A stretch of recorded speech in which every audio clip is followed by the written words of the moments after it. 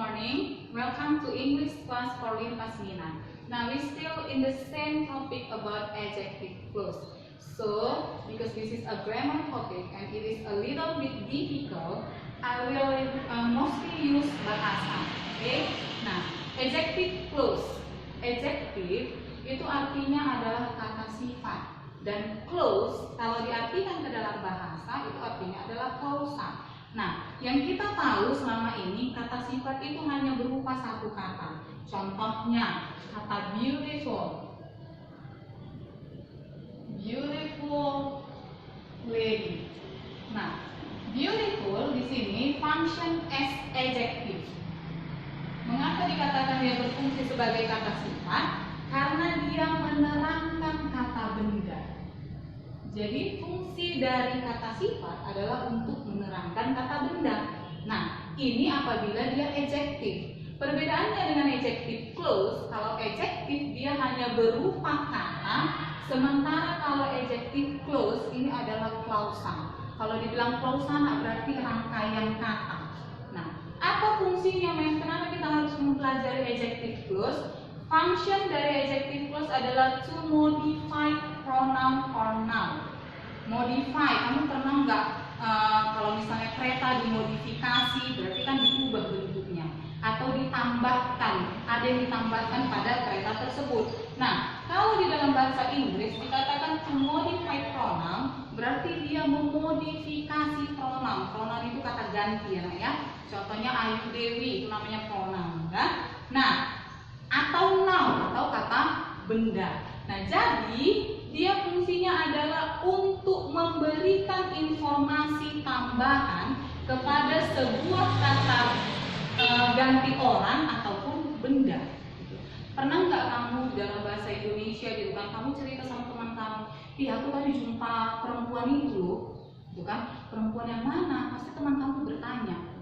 Kemudian kawan kamu ngobrol ini kasih additional information, informasi tambahan. Itu loh perempuan yang pernah ketangkap mencuri di Pajus, contohnya. Nah, yang pernah ketangkap mencuri di Pajus itu dia memberikan informasi tambahan terhadap kata perempuan. Nah, itulah sebabnya dia memodifikasi pronoun kata ganti. Karena kalau udah nama kan udah jelas, ya kan? Kalau pronoun ini kan orangnya bendanya indefinite atau tidak tentu, kita nggak tahu yang mana, gitu kan? Nah, itu fungsinya. Nah, relative adjective clause ini menggunakan relative pronoun dan relative adverb. Relative pronoun itu contohnya adalah who, which, whom, whose, dan that. Nah, sementara relative adverb itu when, why, dan when. Nah, hari ini we just focus on relative pronoun. Jadi kita hanya fokusnya kepada relative pronoun. Relative pronoun yang who, which, dan that. Jadi hari ini kita fokusnya kepada relative pronoun yang who, which, dan that. Nah, relative pronoun who, which, dan that ini digunakan untuk memodifikasi noun atau pronoun sebagai subjek. Kamu tahu kan pengertian subjek itu adalah orang yang melakukan pekerjaan, atau bisa juga benda, tapi dia benda hidup, gitu kan, yang melakukan pekerjaan. Nah, ciri-ciri subjek adalah dia berada di awal kalimat, ya. Nah, sini saya udah membuat contohnya satu. The woman called the policeman. Wanita itu menelepon polisi. Ya, jadi kita akan compound two sentences. Kita compound dua kalimat menjadi satu kalimat. Nanti kalimat yang kedua ini akan kita ubah menjadi klausa. Klausa yang menerangkan pronoun sebagai subjek. Ya. Nah, wanita itu menelepon seorang polisi. She was attacked by a stranger. Dia diserang oleh orang asing, gitu kan? Nah, kalau di kalimat pertama, woman ini berfungsi sebagai subjek. Why? Karena it comes in the beginning of the sentence. Datangnya adalah di awal kalimat. Nah, kita fokus nanti, kita akan fokus di kalimat kedua. Jadi dikatakan dia sebagai subjek yang kita kita lihat posisinya di kalimat kedua. Di sini she ini kan mengarah kepada the woman dan dia tetap posisinya sebagai subjek. Jadi ketika kita gabungkan nak, kita akan menggunakan relative pronoun who. Kenapa menggunakan who? Karena who adalah relative pronoun untuk menjelaskan subjek di mana subjeknya adalah orang. Dan kita spesifikasikan subjeknya adalah orang. Dan nah di sini kita lihat subjeknya adalah orang, she. Ini kan orang. Dan ketika mau kita gabungkan, kita tulis dulu kalimatnya yang pertama, the woman. Perempuan itu. Kalau bilang perempuan itu kan bisa perempuan mana saja. Gitu kan, kamu kan pasti timbul pertanyaan, perempuan mana yang manggil polisi? Itu loh perempuan yang diserang oleh orang asing. Jadi di sini di kalimat kedua kita tidak perlu lagi menggunakan kata she, karena she itu sudah menunjuk kepada the woman, gitu kan? Dan kata she ini nak sudah digantikan dengan relative pronoun who. Dan jadi nanti bunyi kalimatnya menjadi the woman who was attacked by a stranger called the policeman. Wanita yang diserang oleh orang asing itu memanggil polisi. Jadi kalau ada pertanyaan wanita yang mana? Itu loh wanita yang diserang oleh orang asing. Nah, kata yang diserang oleh orang asing memberikan informasi tambahan kepada subjek. Jadi subjeknya jadi lebih tentu dia. Nah, dan dia terdiri dari beberapa kata. Dia bentuknya rangkaian kata. Maka dia kita namakan adjective clause. Sekarang kita bandingkan dengan adjective. Apa sih perbedaan antara adjective dengan adjective clause? Tadi satu sudah menjelaskan bahwa kalau adjective dia hanya berupa kata, sementara adjective clause dia berupa rangkaian. Perbedaan yang kedua, kalau dia adjective, kamu lihat dia datangnya sebelum benda yang diterangkan. Kan gitu kan? Dia datangnya sebelum benda yang diterangkan. Sementara kalau bentuknya adjective clause, dia datang setelah benda yang akan diterangkan. Berarti dia selalu di depan bendanya. Sementara kalau adjective tadi di belakang bendanya. Dan nah, satu lagi contohnya untuk yang orang.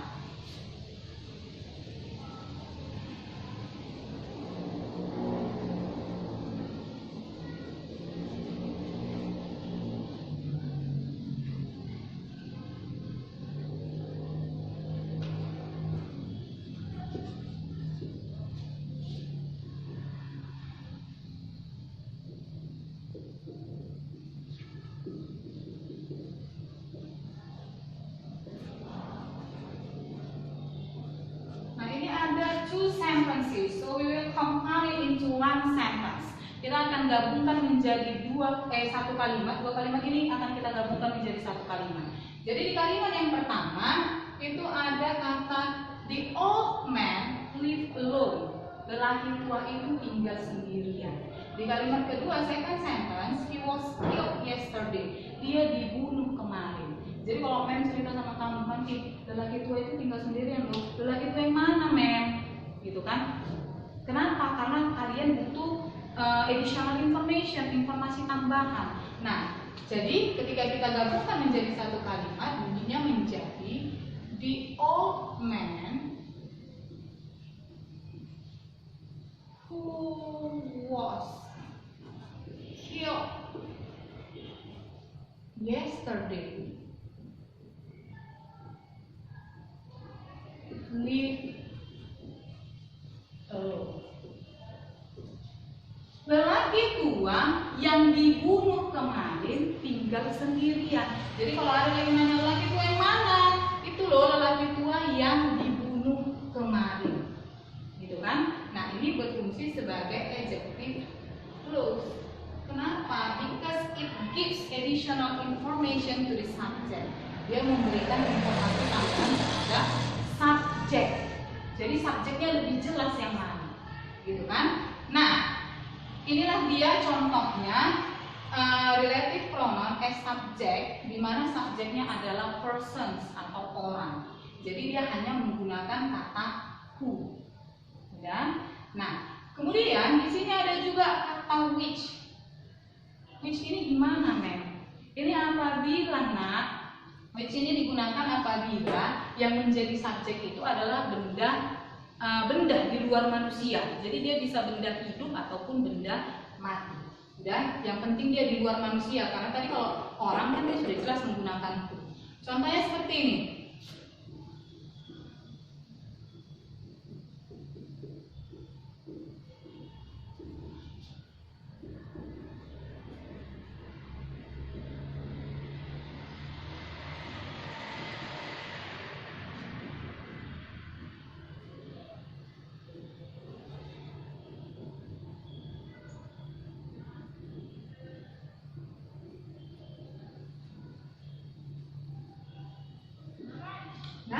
The box is very heavy.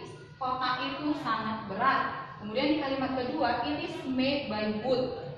Kotak itu, ini maksudnya kotak itu, pengganti. Tadi kita setuju bahwa adjective clause itu untuk memodifikasi pronoun atau noun. Ya. Jadi di sini kita perhatikan di kalimat kedua dan di kalimat pertama itu kotak itu berfungsi sebagai subjek karena datangnya di awal kalimat. Nah, jadi ketika kita mau compound dengan menggunakan adjective clause, karena subjeknya adalah benda mati di luar orang, maka dia menggunakan which. Ya, kita akan bentuk menggunakan which. Ya. Nah, jadi kita tulis dulu kalimat pertamanya, the box. Kotak yang mana? Contohnya kamu lihat itu banyak kotak, ada yang terbuat dari plastik, ada yang terbuat dari metal, gitu kan? Jadi kamu tanya kotak yang mana yang berat? Itu loh kotak yang. Jadi kata which ini tadi kan pengertiannya yang. Kotak yang dibuat dari kayu. Sangat berat. Ya. Jadi kalau ditanya kotak yang mana, itu loh kotak yang dibuat dari kayu. Nah, kata yang dibuat dari kayu itu berfungsi sebagai adjective clause. Karena dia berbentuk clausa, rangkaian kata, dan fungsinya memberikan informasi tambahan terhadap subjek. Nah, kata Italia ini kan gimana, Mem? Ini kata ini tidak digunakan lagi, dia sudah digantikan dengan kata which. Udah, jadi di kalimat kedua di sini ketika digabungkan kata ini tidak dipakai lagi karena kata ini tadi kan menunjukkan kata the box. Udah. Nah, kemudian Mem gimana Mem dengan that? Jadi that ini kapan digunakan? Tadi kan who sudah, which sudah, that ini kapan digunakan? That ini ini istimewa. Karena dia bisa digunakan untuk sebagai relative pronoun baik dia orang ataupun benda. Jadi dua-dua. Jadi ini tadi kan bisa kita gunakan kata that, bisa. Kata who ini bisa kita gantikan dengan that. The woman that was.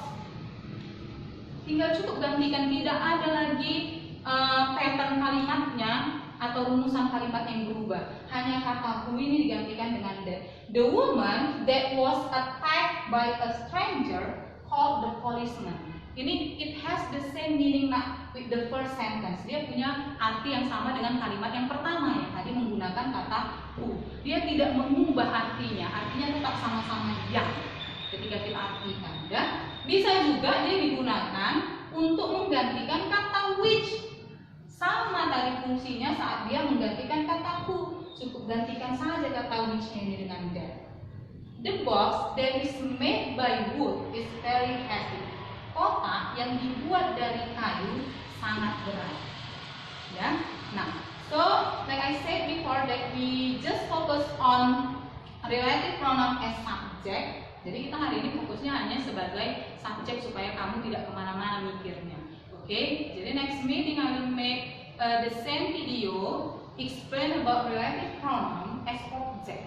Okay, so I hope you will relearn again about this topic, gitu kan? Kamu pelajari kembali topik ini di rumah. Karena saya sudah share videonya, saya sudah share video saya sendiri, ya, dan saya rasa ini pelajarannya sangat penting nanti bagi kamu, terutama sudah kelas 12 kan, untuk mengikuti ujian nanti. Oke? See you